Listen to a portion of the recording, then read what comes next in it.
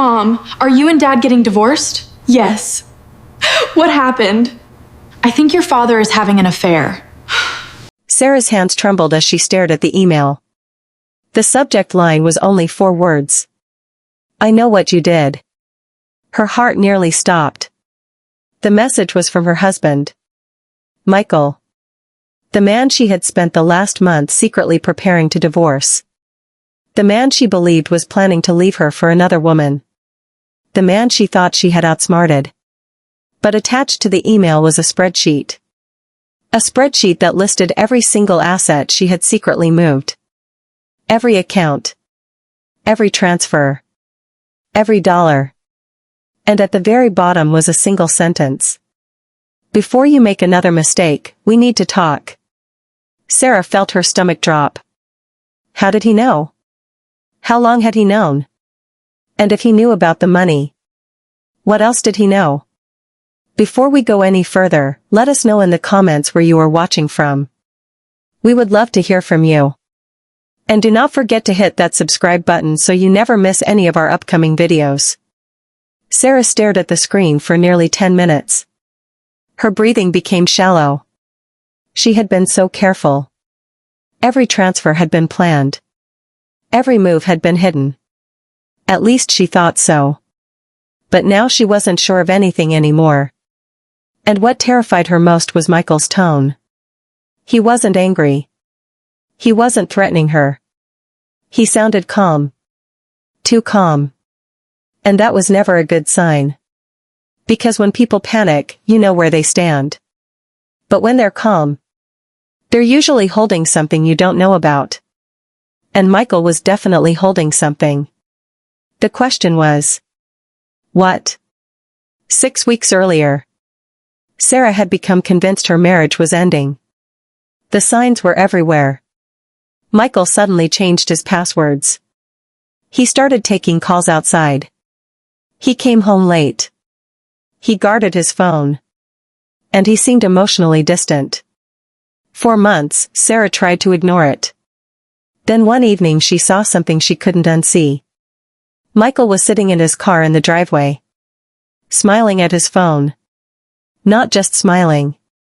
Grinning. The way he used to smile at her years ago. Sarah watched from the living room window. The feeling in her chest was immediate. Another woman. It had to be.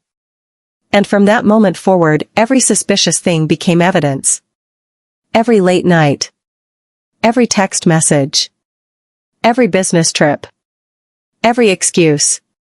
The story in her mind became a certainty. Michael was leaving. And she refused to be the fool who got left behind. So she hired a divorce attorney. The attorney asked a simple question. Do you have proof? No. Do you have evidence of infidelity? No. Then what exactly are we working with? Sarah answered without hesitation. I know my husband. But deep down, she didn't. Not anymore. And that's what made her dangerous. Because certainty without proof can destroy everything. Over the next month, Sarah quietly moved assets. She transferred money into accounts Michael couldn't access. She moved investment funds. She shifted ownership structures. She even convinced her sister to temporarily hold money for her. Every move felt justified. Every move felt smart. Every move felt necessary. But what Sarah didn't know was that someone had noticed. Someone she never expected. Their daughter. Emily. 19 years old. Home from college. And far more observant than either parent realized. One afternoon Emily walked into the kitchen and found her mother sorting financial documents. She noticed account statements. Transfer confirmations. Legal paperwork. Something felt wrong. Later that night she confronted her. Mom, are you and Dad getting divorced? Sarah froze. For a moment she considered lying. Then she nodded. Emily's eyes filled with tears. What happened? Sarah hesitated. Then she said the words that would change everything. I think your father is having an affair. Emily looked shocked. But instead of agreeing, she looked confused. Very confused. And that reaction bothered Sarah. A lot. Because it wasn't the reaction she expected. Then Emily said something strange. That doesn't make sense. Sarah felt a chill. What do you mean? Emily hesitated. Dad's been planning something for months. Suddenly Sarah's pulse quickened. Planning what? Before Emily could explain, her phone rang. The conversation ended. But Sarah couldn't stop thinking about those words. Planning something. What exactly had Michael been planning? And why didn't Emily seem surprised by any of his behavior? The answer would come sooner than Sarah expected. And it would completely destroy her theory. A week later Sarah filed for divorce. She wanted to strike first. She wanted control. She wanted leverage. When Michael was served, he stared at the papers in silence. No yelling. No anger. No pleading. Nothing. Then he quietly folded them. Looked at Sarah. And asked one question. Are you sure? The calmness in his voice unnerved her. But pride took over. Yes. Michael nodded slowly. Then he said something that made her skin crawl. Okay. That was it. Okay. No fight.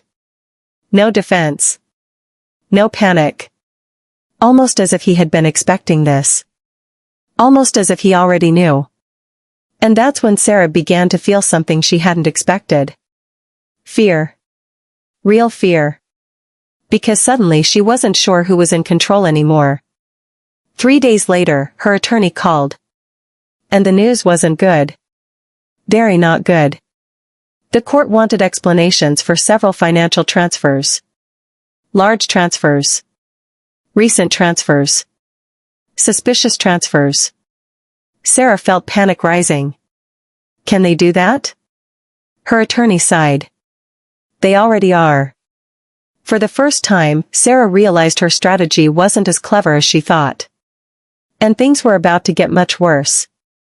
Because that same evening Michael requested a meeting. Just the two of them. No lawyers. No family. No distractions. Sarah almost refused. But curiosity won. When she arrived, Michael was already seated. A thick folder sat on the table. The same folder from the opening of our story. The folder that would change everything. He slid it toward her. Read. Sarah opened it. The first page made no sense. The second page made even less. Then she reached the third page. And her entire world stopped. Medical records. Hospital visits. Specialist appointments. Test results. Page after page. Month after month. Sarah looked up. Confused. Terrified. What is this? Michael took a deep breath. I've been sick. The room went silent. Every late night. Every secret phone call. Every missed dinner. Every password change. Every mysterious trip. None of it was an affair. It was treatment. Testing. Doctors. Fear. Sarah felt physically ill. But Michael wasn't finished. Not even close. Because the next reveal was even bigger. He reached into the folder again. And pulled out architectural drawings. Then hotel reservations. Then event contracts. Then jewelry receipts. Sarah stared at them. What am I looking at? Michael's voice cracked. Our vow renewal.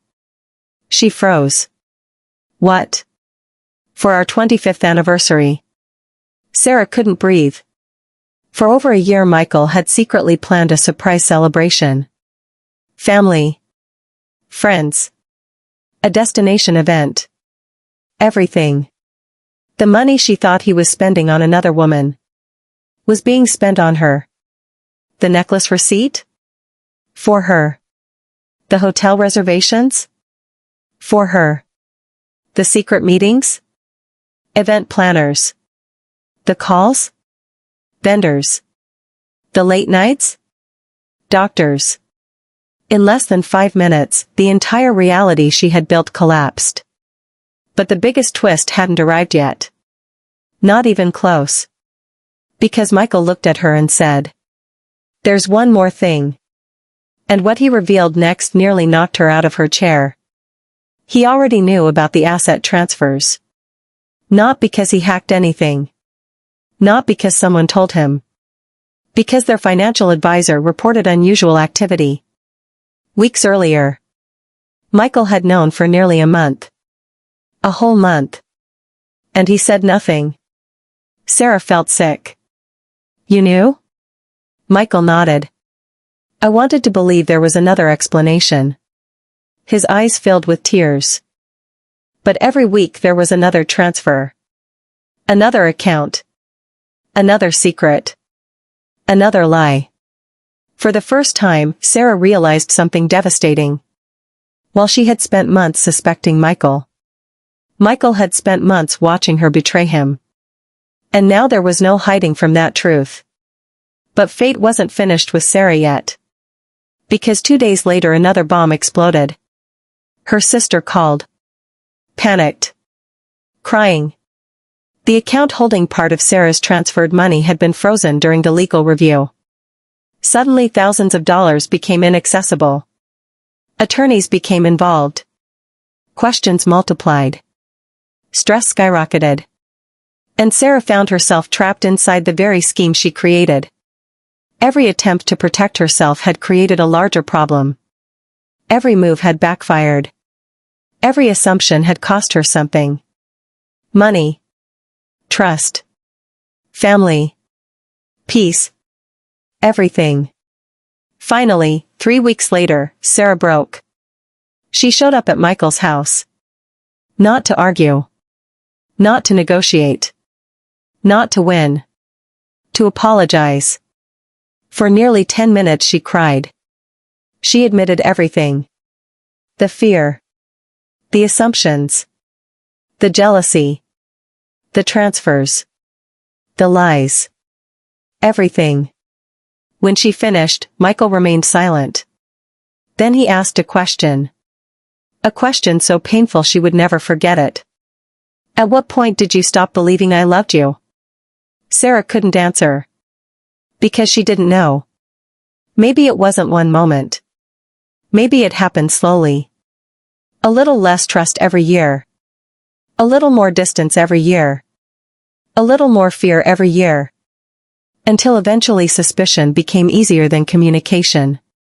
And by then, the damage was already done. For several months, neither knew what would happen. The divorce remained pending. Counseling began. Conversations happened. Some good. Some are terrible. Some ended in tears. Others ended in hope. Slowly, something unexpected happened. Not forgiveness. Not immediately. Understanding. Then accountability. Then healing. And finally, trust. Not the old trust. A new trust. Stronger because it had survived disaster. 1 year later, Michael handed Sarah a small velvet box. The same necklace she had never received. The same necklace she had once believed belonged to another woman. Inside were the coordinates of where they first met. Sarah burst into tears. And for the first time in years, Michael smiled. A real smile. The smile she once thought proved he was cheating. The smile that had started this entire nightmare. And standing there, Sarah realized a painful truth. Her marriage almost ended because of something that never happened. No affair. No secret lover. No hidden family. No betrayal. Just fear. Fear that became assumptions. Assumptions that became actions. And actions that nearly destroyed everything. So let us ask you. If you found yourself in Sarah's position, would you have confronted your spouse first? Or would you have done exactly what she did?